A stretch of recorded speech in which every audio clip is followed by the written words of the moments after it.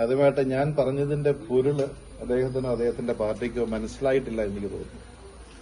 ഞാൻ പറഞ്ഞത് കേരള കോൺഗ്രസ് എം എന്ന് പറയുന്നത് മാണി സാർ സ്ഥാപിച്ചൊരു പാർട്ടിയാണ്.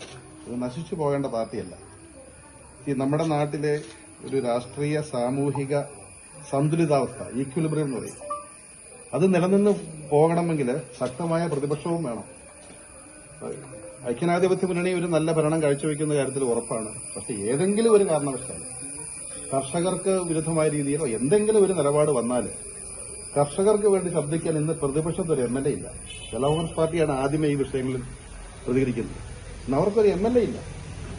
ആ ഒരു കാര്യമാണ് ഞാൻ പറഞ്ഞത്, അന്ന് പറയുക. അതുപോലെ ഈ വാർത്താപുത്രൻ എന്നൊക്കെ പറയുമ്പോൾ PJ ജോസഫ് എന്ന ഒരു നേതാവിന് ഈ വർഷം 85 വയസ്സ് തികയാണ്. ജീവിതകാലം മുഴുവൻ ഒരു ജനപ്രതിയായിട്ട് വേണമെങ്കിൽ അദ്ദേഹത്തിന് നിൽക്കാമായിരുന്നു. ഈ പ്രശ്നം എന്നാൽ എനിക്ക് കിട്ടിയ ഭൂരിപക്ഷത്തേക്കാൾ കൂടുതൽ ഭൂരിപക്ഷം കിട്ടി തുടരുകയും ജയിക്കും.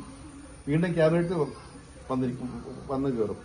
നിസ്വാർത്ഥത എന്താണെന്ന് കേരള ജനതയെ കാണിച്ചു കൊടുത്ത നേതാവ് PJ ജോസഫാണ്.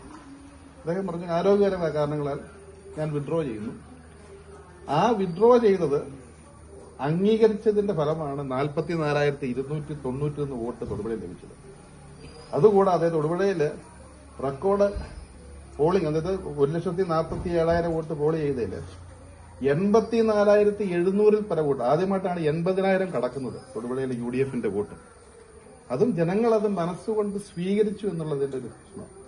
അപ്പൊ ഈ ഇതൊക്കെ ചുമ്മാ ഒരു രാഷ്ട്രീയപരമായി പറയാം. അതുപോലെ അദ്ദേഹം കുറെ കണക്കുകൾ പറഞ്ഞു. അതായത് വോട്ട് ഷെയർ നോക്കിയാൽ ജനപിന്തുണ കേരള കോൺഗ്രസ് എമ്മിനാണ്. അതായത് 5,60,65,000 വോട്ട് ലഭിച്ചു. ജോസഫ് വിഭാഗത്തിന് 5,30,000 35,000 വോട്ടിന്റെ ഭൂരിപക്ഷം അവർക്കുണ്ട്. 12 നിയോജകമണ്ഡലങ്ങളിൽ മത്സരിച്ച ഒരു പാർട്ടി 8 നിയോജകമണ്ഡലം മത്സരിച്ച ഒരു പാർട്ടിയേക്കാളും 35,000 വോട്ടേ കൂടുതൽ ലഭിച്ചുള്ളൂ എന്ന് പറയുന്നത് തന്നെ ജനപിന്തുണ ഇല്ലതിന്റെ ലക്ഷണമാണ്. 3 സ്ഥലങ്ങളിലാണ് പരസ്പരം മത്സരിച്ചത്. തൊടുപുഴയിൽ അവരുടെ സ്ഥാനാർത്ഥി തോറ്റത് 44,291. അവരുടെ സ്ഥാനാർത്ഥിക്ക് 40,000 വോട്ടേ കിട്ടിയുള്ളൂ.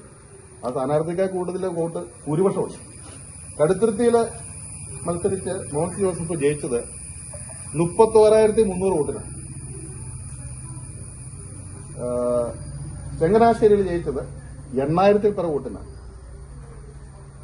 ഇരിക്കൂർ അവരുടെ സ്ഥാനാർത്ഥി തോറ്റത് 44,000 വോട്ടിൽ പരമാണ്. എല്ലായിടത്തും ചെറിയ മാർജിനേ ഉള്ളൂ. ജനങ്ങൾ കൂടെയാണ് എന്ന് ഞാൻ പറയുന്നത്. കണക്കുകളൊക്കെ അതിന്റെ സമയം കഴിഞ്ഞ് ഇനി പ്രവൃത്തിയുടെ സമയമാണ്. അതുപോലെ തന്നെ ഞാൻ അവരെ സ്വാഗതം ചെയ്തത്, ആ സ്വാഗതം ചെയ്ത് വന്നപ്പോൾ ബൈബിളിലെ ഒരു ഉപമയുടെ ഒരു വാക്ക് പ്രയോഗിച്ചെങ്കിൽ അത് അവർ വിഷമമായെങ്കിൽ അത് ഞാൻ പിൻവലിക്കുന്നു. തീർച്ചയായിട്ടും അവരെ വിഷമിപ്പിക്കാൻ വേണ്ടി പറഞ്ഞതല്ല, അത് പറഞ്ഞു വന്നപ്പോൾ ആ വാക്ക് വന്നുപോയതാണ്.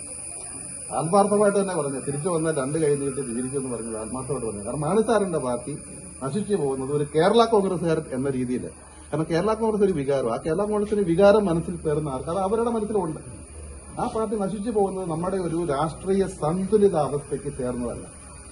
ആ പാർട്ടി ശക്തമാണ്. ഞാൻ നേരത്തെ പറഞ്ഞല്ലോ, CPM ഒക്കെ തിരിച്ചു വരണം. ഇല്ലെങ്കിൽ ഇതൊരു ഒറ്റ കക്ഷി ഭരണത്തിലേക്ക് പോകുന്ന സ്ഥിതി വന്നു കഴിഞ്ഞാൽ നമ്മുടെ രാഷ്ട്രീയ സമവാക്യങ്ങൾ മാറിപ്പോകും. നമ്മുടെ രാഷ്ട്രീയ സാമൂഹിക സന്തുലിതാവസ്ഥയ്ക്ക് മാറ്റം വരും. അത് ഞാൻ വീണ്ടും ആ നിലപാടിൽ തന്നെ ഉറച്ചു നിൽക്കുന്നു. ഹെൽത്തി ആയിട്ടുള്ള ഒരു പൊളിറ്റിക്കൽ എൻവയോൺമെന്റ് കേരളത്തിൽ വരണമെങ്കിൽ ശക്തമായ തുല്യ ശക്തികളെ എതിർത്ത് നിൽക്കുന്ന ഒരു സംവിധാനത്തിലേക്ക് കേരളം തിരിച്ചു വരണം. അപ്പൊ തീർച്ചയായിട്ടും ഈ അടുത്ത 5 വർഷം ഒരു ഉജ്ജ്വല ഭരണം തന്നെ കേരളത്തിൽ നമുക്ക് പ്രതീക്ഷിക്കാം. കാർഷിക വിഷയങ്ങൾ ഏറ്റെടുത്തുകൊണ്ട് കേരള കോൺഗ്രസ് പാർട്ടി ഈ പ്രത്യേക ഇടുക്കി ജില്ലയിൽ ഇന്ന് 5 MLAമാരും UDFന്റെ MLAമാരാണ്. ഇവിടുത്തെ കാർഷിക മേഖലയിലെ വിഷയങ്ങളും ഭൂവിഷയങ്ങളൊക്കെ പരിഹരിച്ച് ശക്തമായ രീതിയിൽ മുന്നണി മുന്നോട്ട് പോകും. ഒരു നല്ല ഭരണം ഈ മുന്നണി കാഴ്ചവെക്കും. ക്ഷണം സൗഹാർദ്ദപരമാണെന്ന് കരുതാനാകില്ല എന്നാണ് ജോസ് കെ മാണി പറഞ്ഞത്. ശരിക്കും അങ്ങനെയായിരുന്നോ? ഞാൻ ഉദ്ദേശിച്ചത് സൗഹാർദ്ദപരമായിട്ട് തന്നെ. അത് അങ്ങനെ ഒരു ഞാൻ പറഞ്ഞില്ല, ഞാൻ ഇപ്പോഴും പറയുകയാണ്, സഹോദര പാർട്ടിയാണ്, സഹോദരന്മാരാണ്. ഒരു കാലത്ത് ഒന്നിച്ച് പ്രവർത്തിച്ചവരാ എല്ലാവരും. അപ്പൊ ആ മാണി സാറ് സ്ഥാപിച്ചൊരു പാർട്ടി അത് നശിച്ചു പോകേണ്ട കാര്യമില്ല. അത് ആ പാർട്ടി നിലനിൽക്കേണ്ട പാർട്ടി തന്നെയാണ്. ഇപ്പോഴും അതേ നിലപാട് തന്നെയാണ്. വാതിലുകൾ തുറന്നിട്ടുണ്ട്. പാർട്ടി ചെയർമാൻ വാതിൽ അടച്ചു എന്ന് പറയുന്നത് വരെ വാതിലുകൾ തുറന്നു തന്നെ കിടക്കുകയാണ്. പാർട്ടി ചെയർമാന്റെ ഒരു സ്റ്റേറ്റ്മെന്റ് ആയിരുന്നല്ലോ, വാതിലുകൾ തുറന്നു കിടക്കുകയാണ്.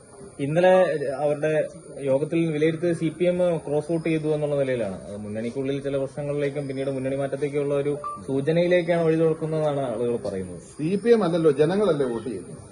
ജനങ്ങൾ വോട്ട് ചെയ്ത് പരാജയം സംഭവിച്ചില്ല. പരാജയം സമ്മതിക്കുക എന്നുള്ളതാണ് ആദ്യത്തെ സ്റ്റെപ്പ്. പിന്നെ അതിന് തിരുത്തൽ നടപടികൾ എന്താണെന്ന് ആലോചിക്കുക.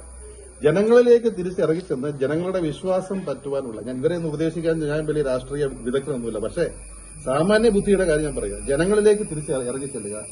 ജനകീയ വിഷയങ്ങളിൽ കർഷകരുടെ പാർട്ടിയാണെന്ന് നമ്മൾ സ്വയം പറയുമ്പോൾ കാർഷിക വിഷയങ്ങളും ഭൂവിഷയങ്ങളൊക്കെ വരുമ്പോൾ ശക്തമായ ഇടപെടൽ, ഭരണത്തിൽ ഇരിക്കുന്ന സമയത്ത് ശക്തമായ ഇടപെടലുകളും പ്രതികരണങ്ങളും, ആ ഭരണകൂടത്തെ ന്യായീകരിക്കാൻ പോകാതെ ശക്തമായിട്ട് പ്രതികരിച്ചു. കാരണം ഭരണത്തിലിരുന്ന് അന്ന് എന്ന് പറയുന്നത് കോൺഗ്രസ് കേന്ദ്രം ഭരിക്കുമ്പോൾ കേന്ദ്രത്തിനെതിരെ ട്രെയിൻ തടയൽ, നമ്മൾ ഇവിടെ UDF ഭരിക്കുമ്പോൾ ട്രെയിൻ തടയൽ സമരം നടത്തിയിട്ടുള്ള പാർട്ടിയാണ് കേരള കോൺഗ്രസ് പാർട്ടി.